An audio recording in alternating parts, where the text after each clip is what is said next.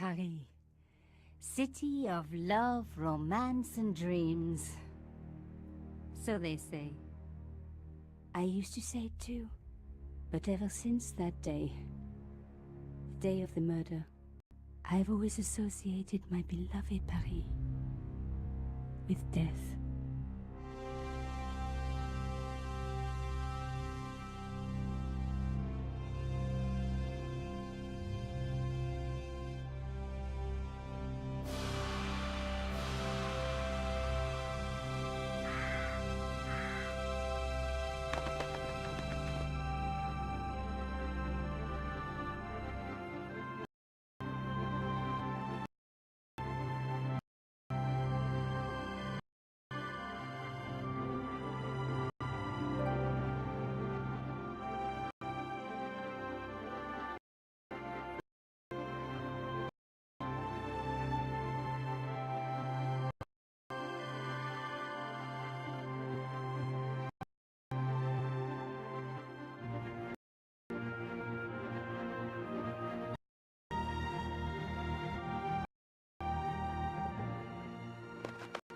I was at home having a bath when my editor called.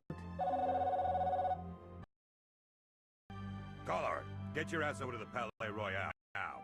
You got an interview. With Pierre Carchon. Yes, the Pierre Carchon. No photos, gear at home. He asked for you personally. Don't ask me why.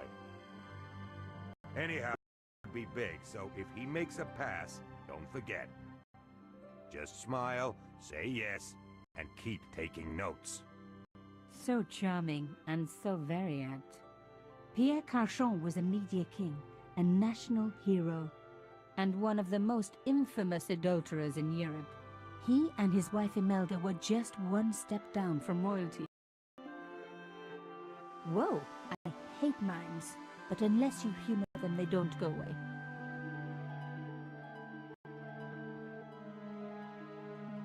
Here I was, the palace of the Media King and the Ice Queen. I pressed the doorbell and set in motion a chain of events which would change my life forever. Yes? What is it? Madame, my name is Nico Collard. I'm here to see Monsieur Carchon. Come up, we're on the first floor.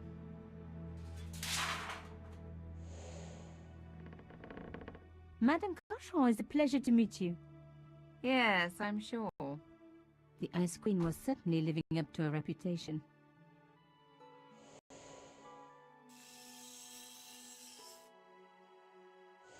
Will you be staying for the interview? Mademoiselle, I know little of my husband's business affairs, and I care even less. I certainly have no intention of watching him pore over yet another pretty little journalist. Pretty? You're too kind, madame. Ah, the talented and beautiful Mademoiselle Collard. Such a pleasure to meet you at last. Monsieur Carchon, I am honored. Oh, I'm sure you are. Call me Pierre, please. But I do not flatter you idly. I was a friend of your father. He was a great man. My father, he never mentioned. He and I were very close. And then his death. So tragic. I must... Imelda, your damned cat's in my study again. Another Ming vase, I suppose. Excuse me a moment, my dear girl. You journalists are getting younger each year. Perhaps I'm getting older, madame. That was no cat. My God, what? Monsieur Carchon!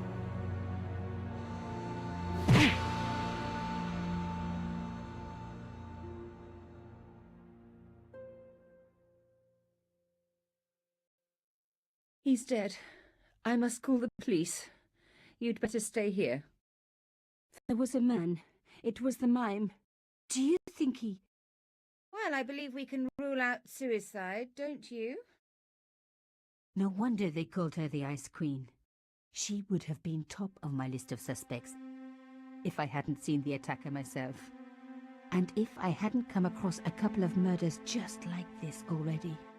One of the most important men in Europe murdered And here was I, Nico Coulard, alone at the scene of the crime. Should I wait for the cops? Or start my own investigation? It was a no-brainer.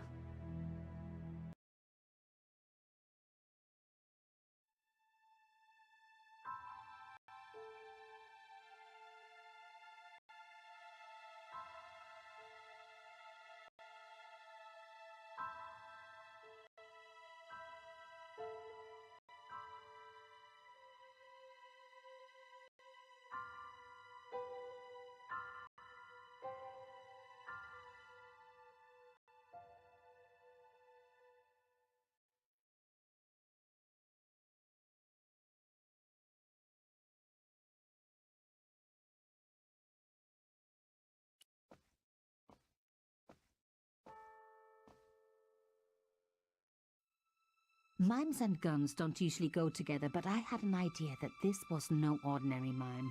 I'd come across this murderer before, and written about him. The costume killer, at least that's what I'd called him. Some people hate searching corpses for clues. Me, I'm okay with it. Reminds me of an old boyfriend. Carchon had been shot. In his pocket, I found a ticket stamped Bateau de la Conciergerie. Taking the ticket meant I tampered with the evidence. There was no going back now. I closed his eyes. It was the least I could do for the poor fellow. It was one of my hair clips. My favorite, in fact. It must have fallen when I was knocked down. I opened his eyes. Best to leave the crime scene as I found it.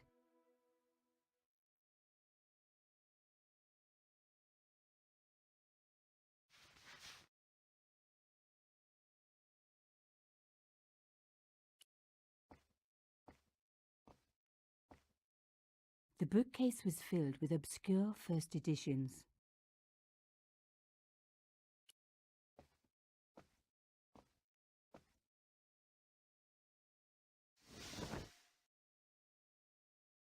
A small round piece of glass had been cut out of the pane. This was a professional job. I didn't want to cut myself and leave blood on the glass. Call me old-fashioned, but I like to keep my DNA to myself.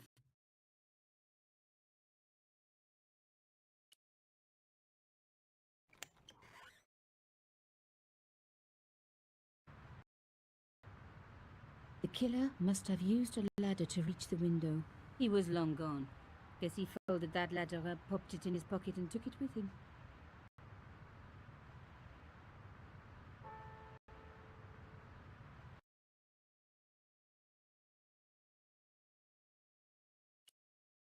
A bust of Pierre Carchon, humble servant of La France.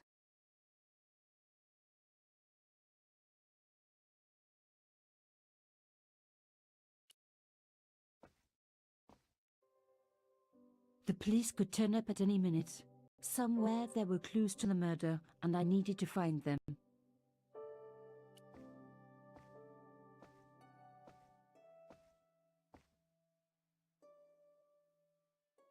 I reckoned that cloth might just turn out to be useful. Even my fingernail wouldn't fit into such a small hole.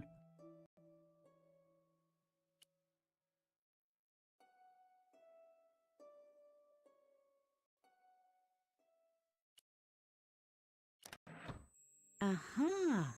Nico, you are just so damn good at this stuff.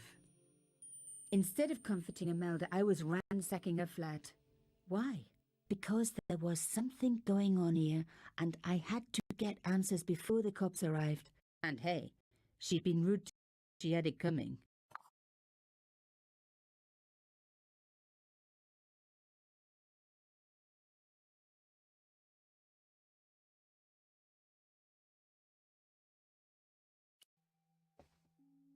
A magnificent antique table.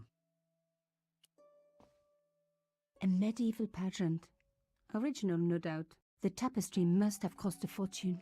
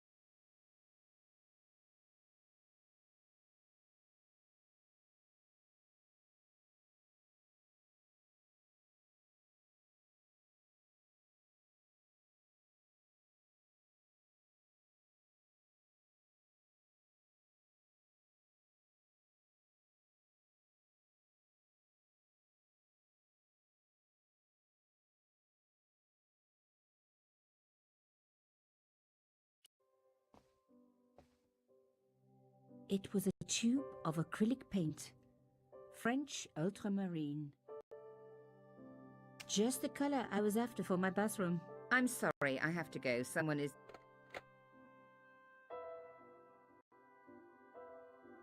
Young lady, what are you doing? Oh, this paint. It's my favorite color. For God's sake, keep the damn stuff.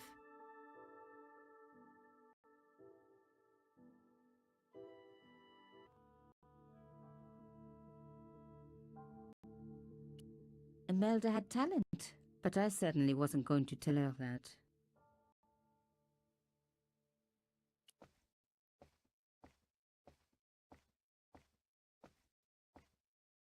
Excuse me, madame. Yes? I am so sorry for your loss, madame. No, you're not. You're a journalist. Journalists don't feel sorry. Not true. We shall see. Why did your husband send for me? What did he want to discuss? I have no idea. His business was his business. He never told you anything? No, and frankly, I preferred it that way. How did your husband know my father? I have no idea. You didn't know him? Thierry Collard? Pierre knew a lot of people I didn't know, most of them women. Why would a mime want to kill your husband? Pierre had plenty of enemies. Half the husbands in Paris for a start. This is quite a scoop for you. I suppose you're already inventing the headlines. Just because I am a journalist. Don't patronize me. You're all cut from the same cloth. Do you have any moral sense at all?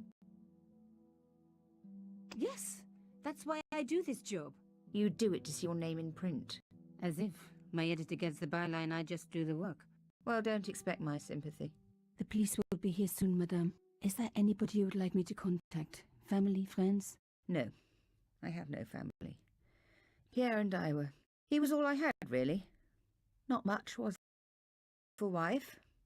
That was my role. He never talked, never let me in. I know one thing, madame. What? If you want to find out who killed your husband, then you let me do the job, not the police. Why? How do I know I can trust you? Your husband invited me here today because he needed me. I think he knew somebody wanted to kill him, and he knew I could help. I doubt it was your database he was after. You're wrong. I was onto his killers already, I am sure of it. Please, you owe it to him. I don't know. All I need is a few more minutes to look around before the police come. You really do have a moral sense, don't you? I trust so few people. And perhaps Pierre really did think that you could help. Of course it wouldn't have stopped him seducing you too. Here, take this.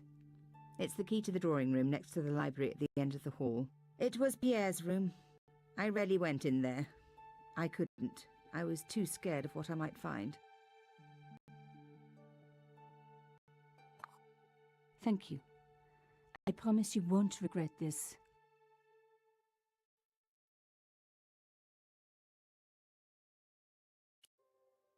There was no one I needed to phone. Not until I had solved this.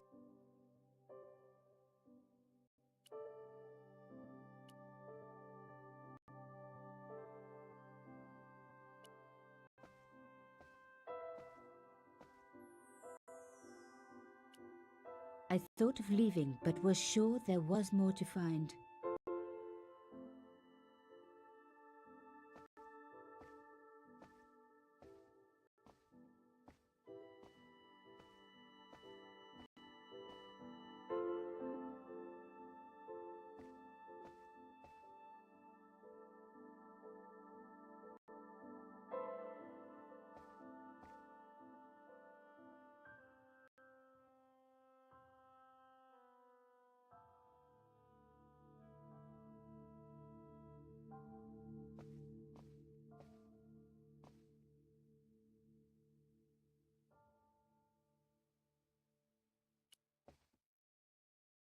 The door was locked.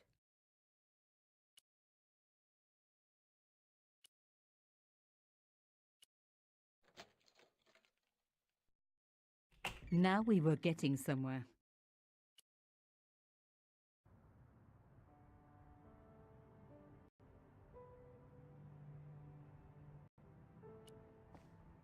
I didn't need the lights on. It was light enough. The painting showed the Cachons together, in love. As the poet said, the past is a different country. Or did I read that in a fortune cookie? There was the very faintest of clicks.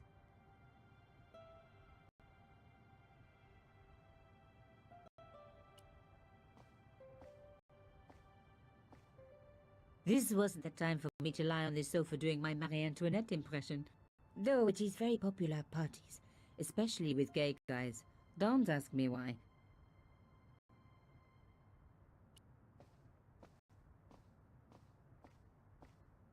As expected, the desk was yet another priceless antique. Yawn.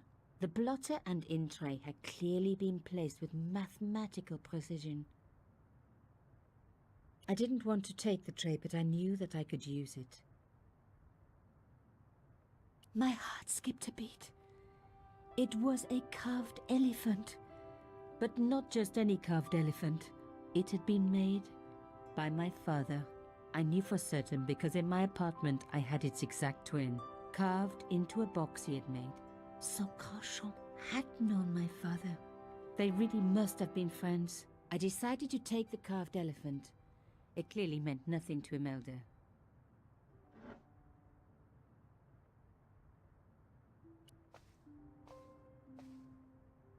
I didn't need a sheet of blotting paper. Not while it was blank.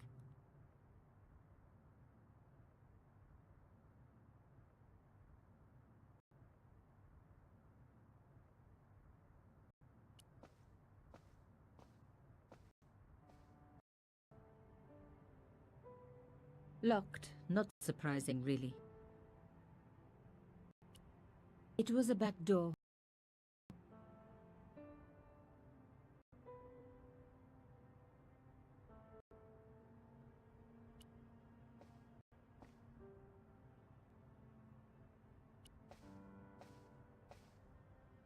I didn't need a sheet of blotting paper. Not.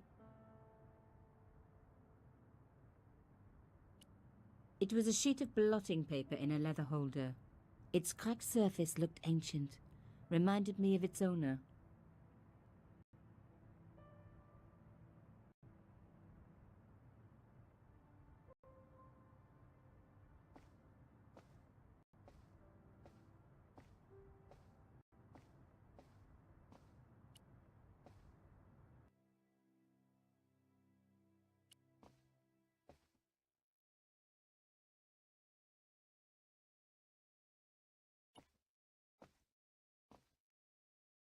Pierre Cachon again.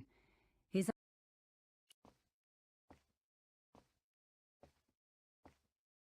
It contained rows of titles.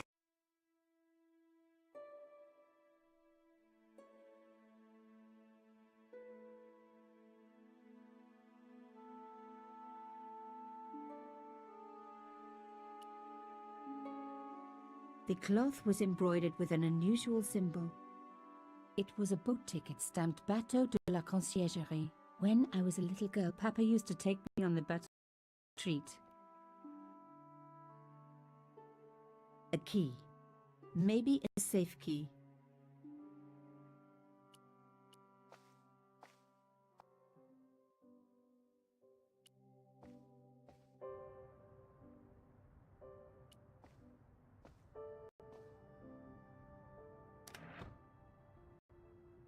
Behind the picture was a safe.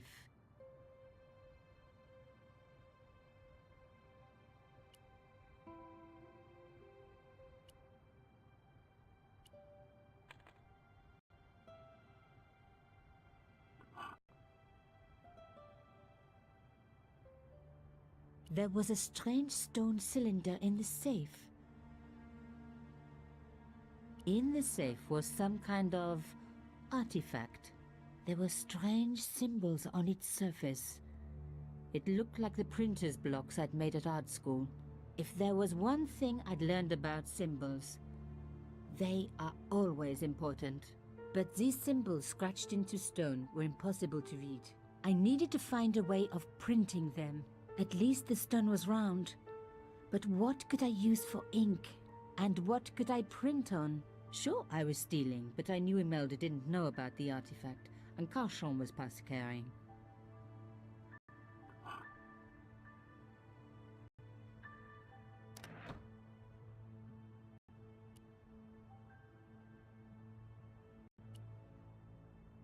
Putting the paint straight on the cylinder would be too messy.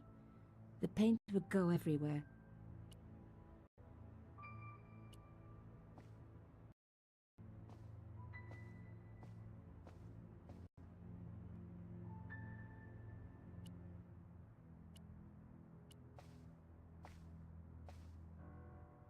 The paint would have just soaked into the blotting paper, but the idea was good.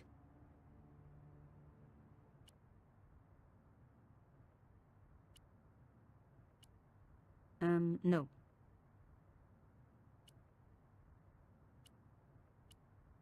The blotter was flat already. Rolling the cylinder across it would achieve nothing.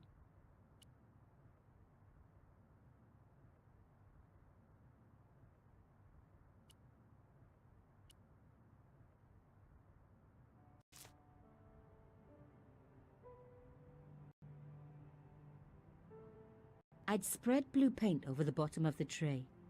It was ruined. I was a very bad girl, but also quite a clever one.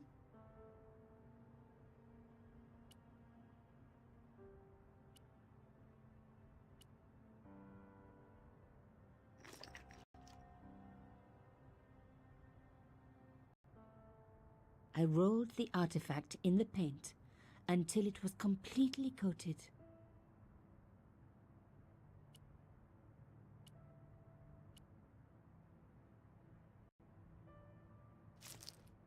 Genius! The roller and the paint worked just as I planned. But what did it say?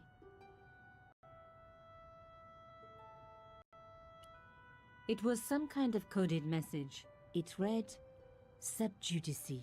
I may not have learned a lot as a journalist, but that was a term I knew well. It means a legal case that is before the courts. Below it was a sequence of letters that made no sense.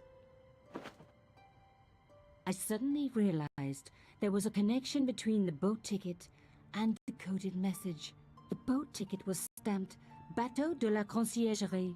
The conciergerie on the Ile de la Cité, by the river, housed the ancient law courts. So, sub judice could in this case mean literally under the law courts, below the conciergerie. I was pretty sure I'd found all I could here. And besides, all this opulence was making me pine for my regular life of poverty. This was a huge story. It was also one heck of a puzzle with a lot of pieces missing. But I was going to crack it. And if I could just remember the name of that fancy prize you get for being an ace journalist, I was definitely going to win it this time.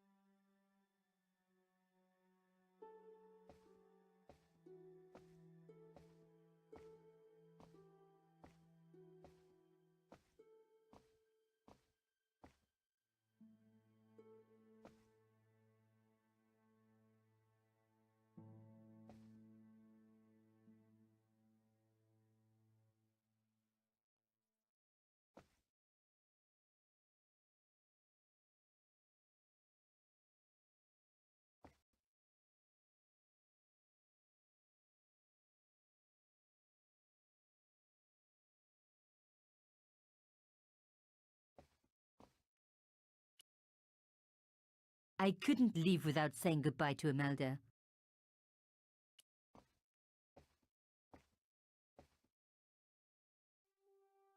Did you find anything useful? This carving. Do you know anything about it? It was Pierre's. What does the statue have to do with... Please, I need to know. He was given it by a friend. Something to do with Africa. He never explained any more. No, but I think it was important to him. Always on display. Why? It was father. Oh, Oh, I see. I didn't know. Imelda, I will do everything I can to find the killer. Thank you, my dear. And if the police ask, Don't worry. You were never here. sub judice was the key. I was going to have to find a way under the conciergerie. I decided to head straight for the quayside on the Ile de la Cité. If there was a way of getting under the conciergerie, it would have to be from there.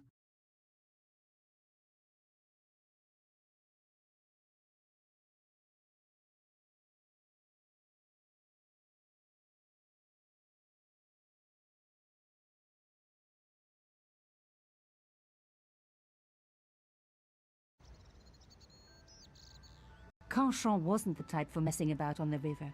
He was up to something down here. Something that got him killed.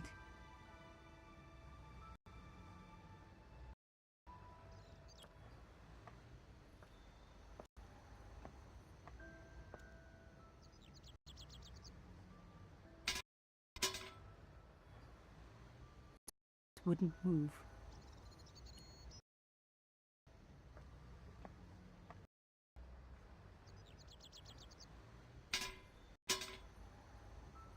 This fence wouldn't move either.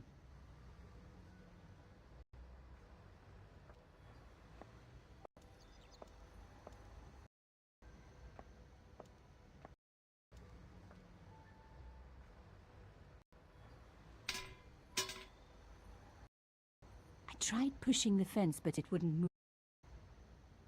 A strange pair of locks stopped the latches from releasing the gate.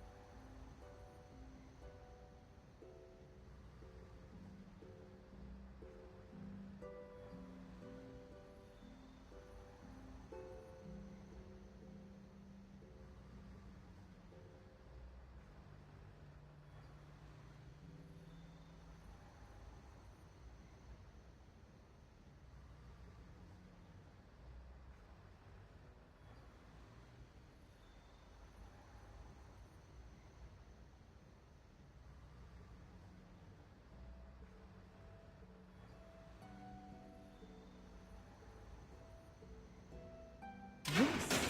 One down, one to go.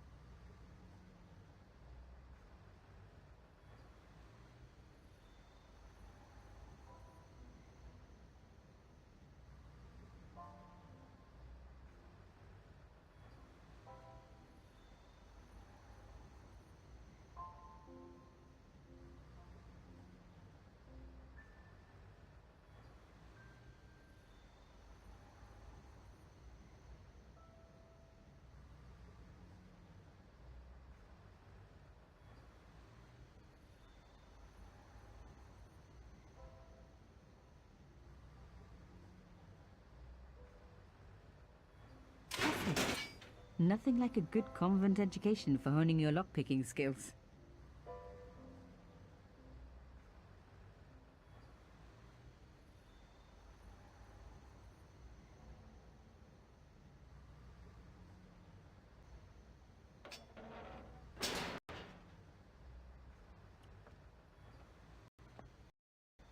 The cross looked familiar. I'd seen it before. It was embroidered on the lace cloth I'd picked up at Carchon's apartment. I knew I was on the right track.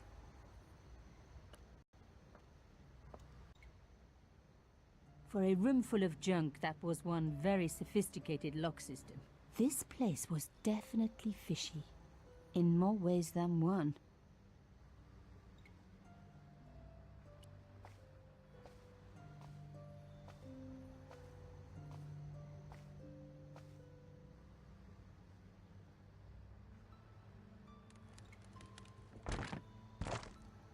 Oops. An old shell case. I wondered what that was doing there.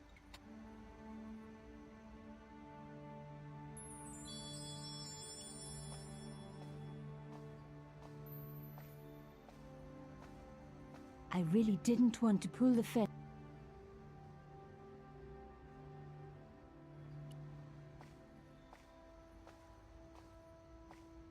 Moving the skiff would only damage it more.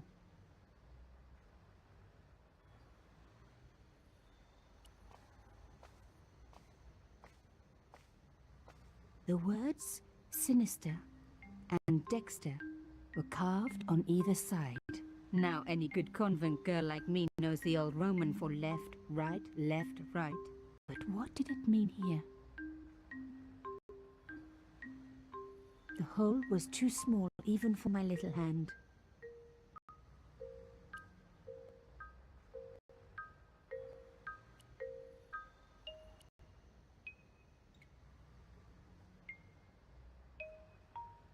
Mystery solved. Carchon's stone cylinder slotted into the hole with a satisfying click.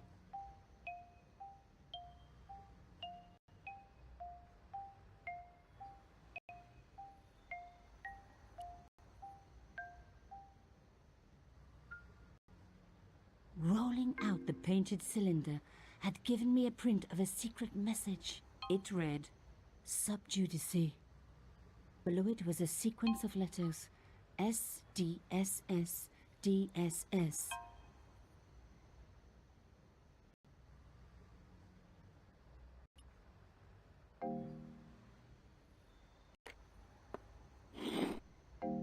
A satisfying click. Another click.